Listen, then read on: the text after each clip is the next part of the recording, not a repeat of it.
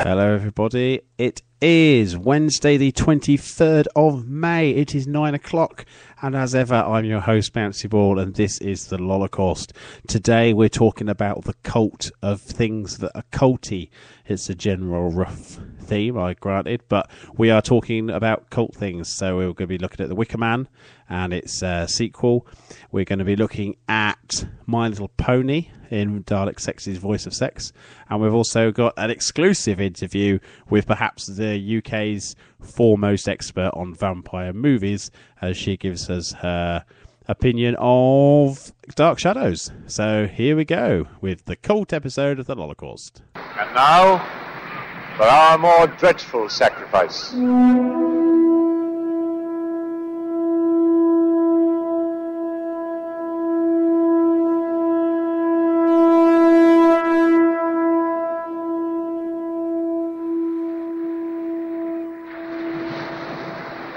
Welcome, fool. You have come of your own free will to the appointed place. The game is over.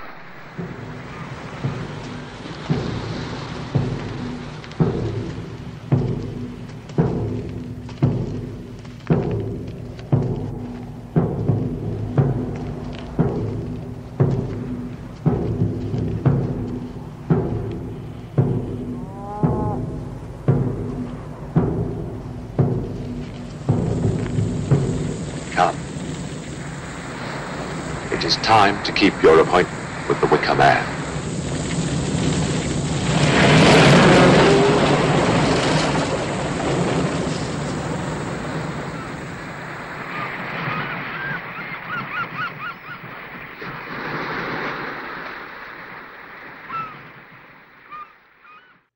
So there you go. I never thought I'd do a podcast where I was talking on the same audio kind of line as Christopher Lee, but there you go, the Wicker Man there, Lord Samurai, or possibly Christopher Lee's greatest ever role, and a film that I absolutely adore, and I will not have anybody say anything against the Wicker Man unless they want to say that it's not very good a film, because I can't disagree that technically it's not a great film. But the history of the Wicker Man, and we're on about the 1973 Wicker Man here, we're not talking about the Neil LaBute remake that, while not being quite a travesty, I don't see how involving Nicolas Cage in anything was ever going to be a good idea. But we're talking about the 1973 original.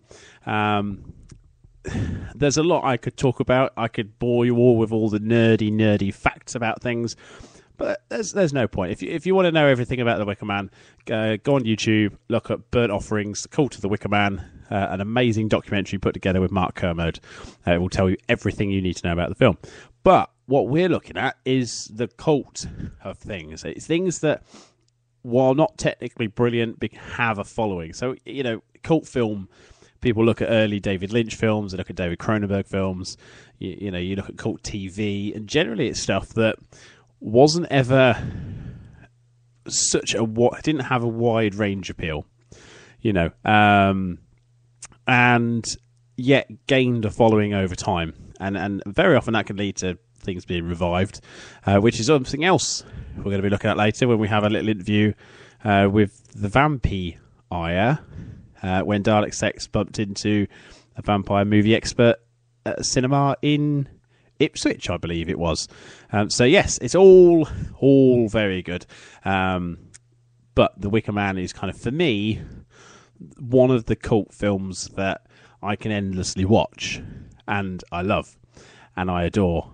And recently, I reread the kind of follow-up novel, Cowboys for Christ, which then was adapted in turn into the movie that's recently seen release, which is The Wicker Tree, which is something else I'm going to talk about. And I know this isn't going to be a popular opinion. I'm probably going to have Cryptic Tadpole pop up somewhere, moan at me for saying it, but I genuinely feel that The Wicker Tree is a worthy follow-up to The Wicker Man. And in that sense, I will put my hand on my heart and say that I will quite happily watch both. I will quite happily recommend both to anybody who wishes to see it. So yes, it's a pretty shoddily made sequel. It's essentially the story of two people from Texas, born-again Christians who come to Scotland, or the border areas of Scotland to preach the word of the god.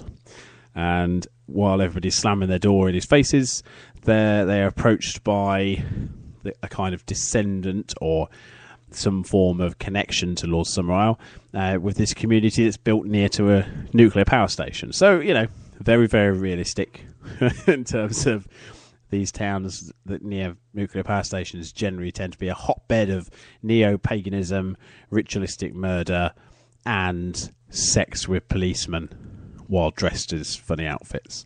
The storyline goes roughly the same way that the original. You've got two people with their faith becoming a presiding factor, going up against a community where, again, their faith has become a dangerous element. And whereas in the original, Lord Summerisle kind of controlled the way in which Edward Woodward's character ended up travelling through the narrative of the film, in this one, he's not only controlling the two Texans, but he's also controlling the whole town through using the faith to hide the fact that the nuclear power station he owns is actually the reason why there are fertility problems in the area.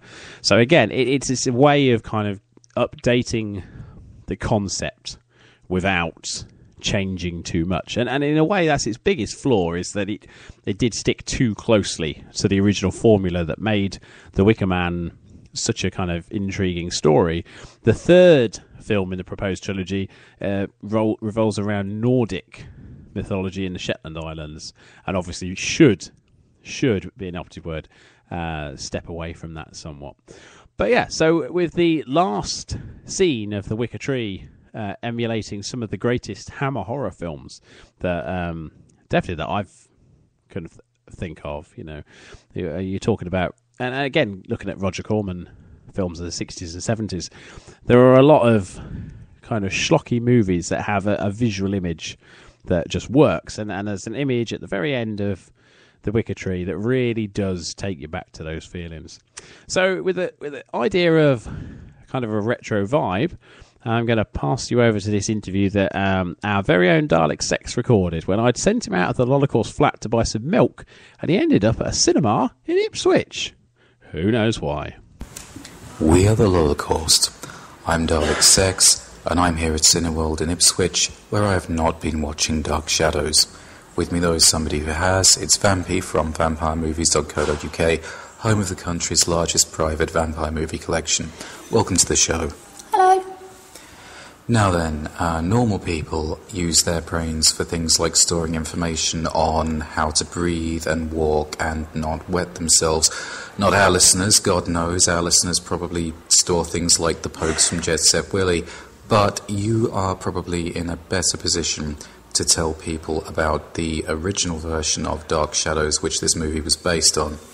Yeah, Dark Shadows was a TV series that ran from 1966 to 1972 and spanned over 200 episodes and 2 spin-off movies.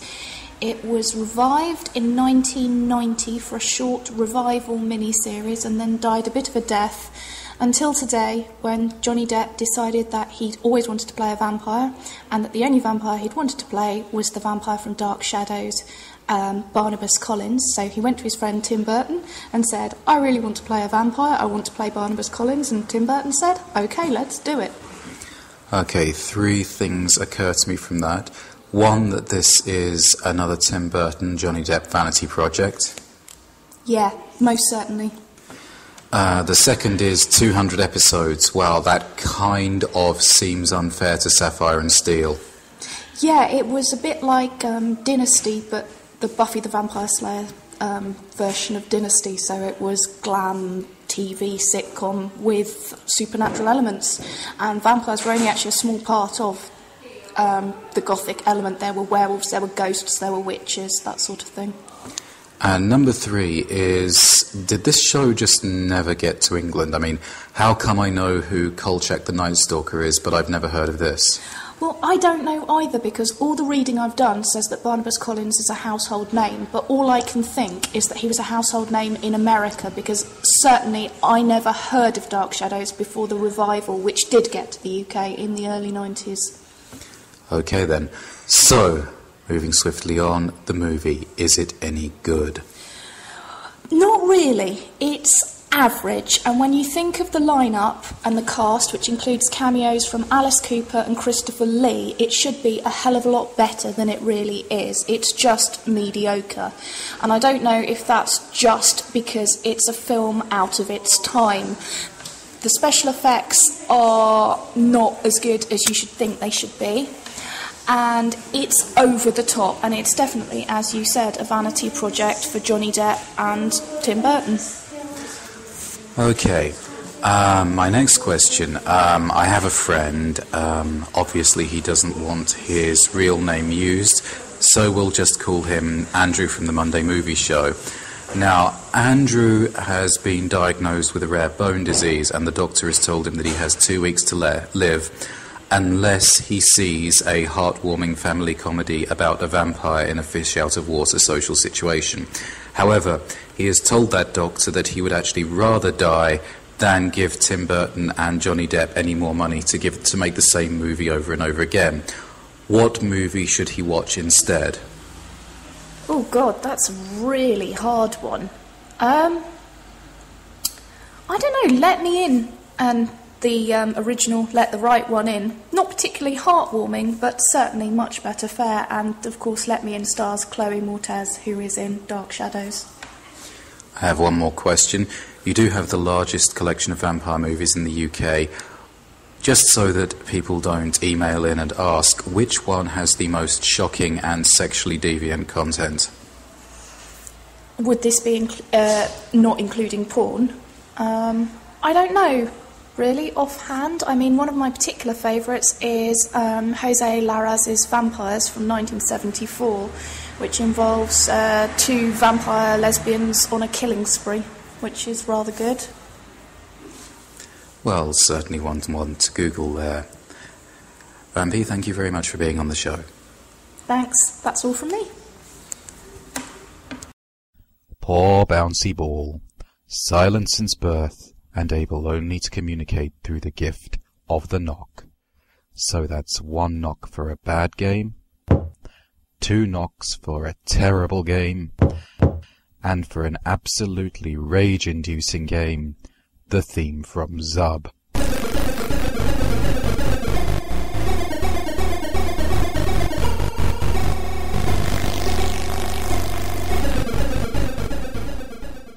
So there we go. That was a little interview there that DalekSex did while at the cinema and not fetching the milk and bread. So we couldn't have any bread and butter pudding that night. But we did. We did get, an interview. So, hey, no bread, but we did get something like that. So, yes, back to the idea of the cult and just skirting off of the two there. What I always find amazing is and this is specific to gaming so far. It does happen elsewhere, but I can think of a specific example. Last year I went to Eurogamer Expo with Dr. Hamhock, fellow Holocaust alumni, and we were stood at the booth for Shadow of the Colossus and Ico for the HD collection. And what we thought was incredible were the amount of, I'd say, 15 to 18-year-old, mainly males, stood watching people playing. And loving what they're seeing, but talking from in quotes experience about how great the game was and how well they did when they played it. To our delight and joy, when they actually came to having a go, many of them didn't know to put the sword up in the sky on Colossus to work out the locations of the next Colossi. Colossus? No, it would be Colossus. Colossi would be plural. I don't know. And, if you know, get into the chat. Is the plural of Colossus Colossi, or is the singular of Colossus Colossi? I don't know. But either way. They couldn't climb. They couldn't hold anything up and navigate. Generally show themselves up. But it happens quite a lot. And I see it a lot when people come in to rent a sequel to a game. We had it with Max Payne 3 this week at work. When people come in and they're like, oh, I love the original games. Oh, yeah, they were brilliant. Oh, it's just like Grand Theft Auto. And you're like, well, it's not. Did you play it? And you have to realise that when a game's 10 years old and gets a sequel, the average aged gamer and obviously we talk about older gamers now, especially mature gamers around now, you do find that there's a lot of kind of 18-year-old gamers who 10 years ago were 8, you know? Apparently I sound like I've got a man in my nose. I could have a man in my nose. I don't know. We're having a bit... We might be having technical problems. I don't know. It may just be somebody winding me up. But if I do sound terrible, it could just be because I'm on steroids and I'm ill. That might be it as well. So either way, sorry if that's a problem. I'll just go over what's in the chat. So yes, we running through and kind of going through. There's 8-year-old kids playing Max Payne. Didn't happen. You know, there's people that when Red Dead Redemption came out were saying how they'd played the earlier games in that series. People that have said, I played the original Grand Theft Auto. Very often they're referring probably to Vice City, San Andreas. They're not talking about the original top-down races. But yet there still seems to be this kind of, we're so around of... thank you, HD. I do sound normal. So by normal, we're normal for me. So that's great.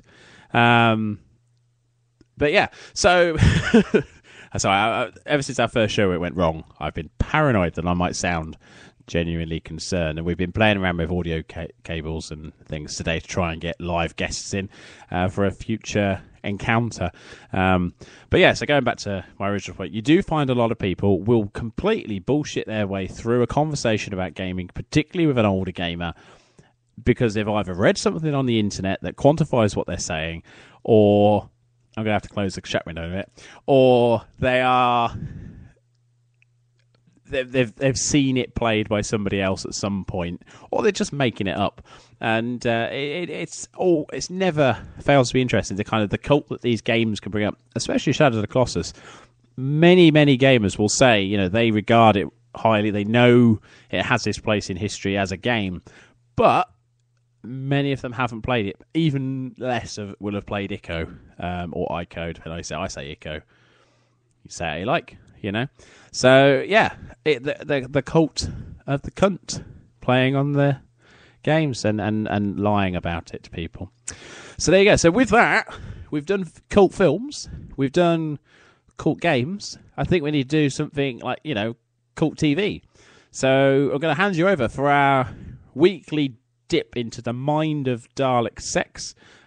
This week, he recorded this one in a skip behind the Cineworld in Ipswich after filming that last interview. So this is DalekSex telling you all about a program that he holds very dearly to his heart. And you should probably hold it dearly to yours too. We are the Holocaust, and the voice of sex is coming. Yeah. Huh. Come on. He's got opinion. A posted suggestion, but never reveals his name. Read by someone, taken as a good one, but nobody knows who wrote it. Few lies with a sentence line. Anonymity annoying me all the time. My Little Pony is probably the strangest fandom to emerge from the wretched hive of scum and villainy which is 4chan in recent times, not just because of the incongruity of the subject matter, but because of the way in which the show's creators have run with the buzz provided from everyone's favourite gentleman of the tubes, Anonymous. While not a beatard herself, the show's creator Lauren Faust, the genius behind Powerpuff Girls and Foster's Home for Imaginary Friends, goes by Firefly on DeviantArt, and has embraced the fandom to the point of incorporating memes, names, and even a fandom character design into the episodes. Well, it's been a full 2 seasons now since Friendship was officially declared magic, so here are my top 5 episodes to get started if you missed the Friendship Express the first time around. First out of the gate is Applebuck Season, which is an episode about Applejack's drink problem. Her big brother Applemac has injured his hip, and Applejack pridefully declares that she will fetch the entire harvest in by herself. Before long, she's suffering from sleep deprivation and double vision, slurring her words, staggering in the street, and waking up in strange places with no memory of how she got there. Meanwhile, the other ponies are trying to tell her that enough is enough, and that it's time to ask for help from her friends, while she angrily slurs at them that she doesn't have a problem. What a classic flourish! At number 4, It's About Time. This one starts with a bang as Twilight Sparkle turns up at Twilight Sparkle's house, complete with Terminator-style lightning effects, dressed as Old Snake from Metal Gear Solid 4. After she disappears, Twice spends the next week going insane trying to prevent the disaster, which turns her into a grizzled, one-eyed warrior. She stresses out over it so much that she gets poked in the eye, necessitating the eye patch, bumps her head, the headband, and so forth. The episode culminates with the little ponies putting on sneak suits to infiltrate the Royal Canterlot archives, despite the fact that Twilight is well known there and already has access to them, because at this point they're so committed to the joke that there's nowhere else to go. It might be a gag episode, but it's a Black Forest Gatto of a gag episode. Number 3 is Call of the Cutie Mark, which kicks off in a classroom with Miss Cheerily explaining to the little ponies how they get their cutie marks, the symbol on the flank of every pony, which distinguishes it from every other piece of identical plastic on the shelf. Cheerily assures the girls that they get their marks sooner or later, that getting it late is nothing to be embarrassed about, and that nothing they do can make it come on earlier. Oh. Oh no. Oh God, no. Apple Blossom isn't satisfied, naturally, so she asks Big Sister Applejack for advice. Applejack tells her that getting it late runs in the family, that it's nothing to be embarrassed about, and that both she and their grandmother were the last girls in the class to get theirs too. But it's still not enough, so Apple Blossom goes to Rainbow Dash, who tells her that doing sports and karate will make it come on earlier.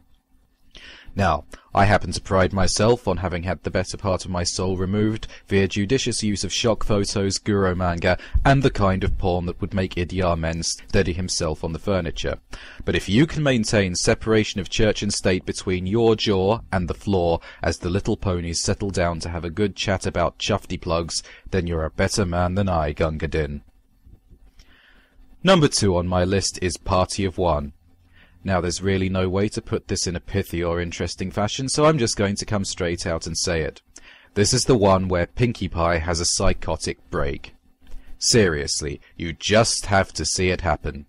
To coin a phrase from the fandom, Pinkie goes full cupcakes on us and starts doing her best GLaDOS impression. It's not even shot in a funny way either. It's already somewhat heartbreaking and profoundly upsetting to watch her defend her friends to a shouting bucket of rocks in a party hat, but the 1,000-mile stare in her eyes, the facial tics, and the spazzy jump cuts are the icing on the cake of which you don't want a slice. A masterpiece. Taking the top spot, though, is the 2-part opener for Season 2, The Return of Harmony. Return of Harmony introduces the show's second big bad, Discord, and if there's one thing that this show can really smash out of the park, or if you're a gentleman, hit for 6, it's villains. Make sense? Oh, what fun is there in making sense? Discord! Show yourself! Did you miss me, Celestia? I missed you.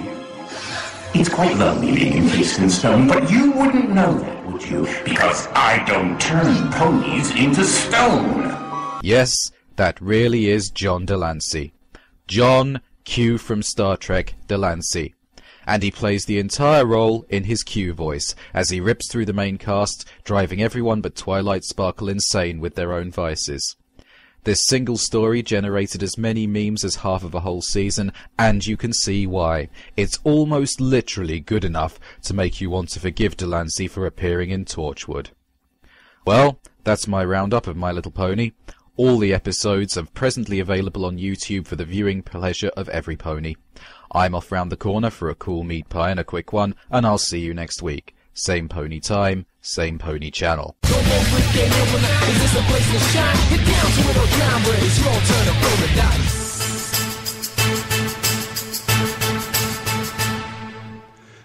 there you go. That's DalekSex with his voice of sex. So this time talk about My Little Pony. Now, while that was going on, there was a bit of a chat going on the live chat where, amazingly, AHDVD from the Monday Movie Show made the stark kind of confession as such that he did own Shadow of the Colossus on the PS2, but he didn't buy it because it was a great game. He didn't buy it because of any cult appeal or any peer pressure. He bought it because Adam Sandler made him buy it.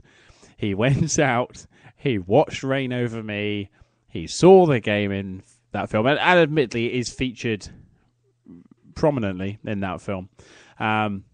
And he went out and bought the game. So with that in mind, I think it's very important that we steer AHDVD away from any film that, that may have a game in it that he might end up playing, because we don't want him playing any old rubbish just because Adam Sandler told him to.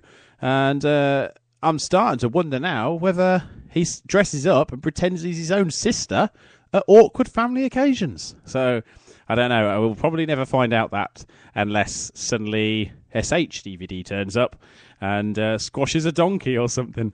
So yes, there we go. Scarred Star, again, the ignorant and childish member of the Holocaust there, also said, did he buy the remote control from Click? So I'll let you know what the response is there. But apparently he never heard of the game before he saw it in Rain Over Me.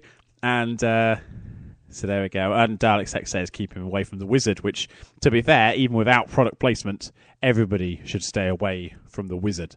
And Freddy's Dead as well. You know, that one as well. So yeah, so with that, I think we're gonna wind the show down. I think we actually might finish on time. I was going to run a second half show. We do have a nice little bit of audio that we're going to play in the second half show, which is DalekSex doing this great reading for a bit of fan fiction. But I think we could probably finish this under the half an hour mark and save that for next week. Because next week, I'm pleased to say, is the final show for this series of the Holocaust in Your Lookholes. And as such, we're going to go all American and do a back-to-back double episode in which we're going to do loads and loads and loads of exciting stuff, most of which will finish off loose threads from this series, and they will end on a cliffhanger, and you'll have to come back in a couple of weeks' time for Series 2 to see how we end up. Now, Series 2 will bring with it a few changes. We are hopefully going to have live guests on the show. We are going to set up a Skype number as well, so instead of just getting involved on the chat, you can actually ring up the show, talk to me, and get involved that way. If you want to have an argument with me live on air, we'll have an argument live on air. If you know me in real life, you've popped into my shop and I've kind of upset you because I've said something to you in the shop you didn't agree with, you want to come on here and you want to have a go at me kind of in front of the internet, go for it, buddy. Go for it. It'll all be good. We're also going to be extending the length of the show to 45 minutes, but no longer than that at the moment. We're also putting out a 24-hour live charity podcast in association with the Monday Movie Show, the Gamescast, Mature Gamer UK, and... Oh, no, not Mature Gamer UK. Oh, God, sod them. They can piss right off. Mature Gamer Podcast is who you want. And yeah, so we're going to all get together and we're going to do this big 24-hour thing to try and help set up a charity. So that's all good. And at E3, we're going to be putting out a half-hour show after every major keynote. And at the moment, that's just going to be Xbox, Nintendo, Sony, and Ubisoft. We may do somebody else. I'm just hoping with Ubisoft that we get something like the noises from last year, because I guarantee the most of my half hour will be that. For the Sony one, we have a plan that we're just going to basically come on afterwards and just laugh intensely for 30 minutes. Hopefully, there may be two people on to talk about what we saw in that show. And obviously, if you have been following them and you want to come and jump in the show, come and jump in. We'll talk it through together. So with predictions for E3 and what we think of the new Wii U and all that stuff. So it's all good. So the last thing to tell you about before I wrap up, because we've got a minute left, is that DalekSex may very well be popping up on one of our sister podcasts on Friday night. You'll have to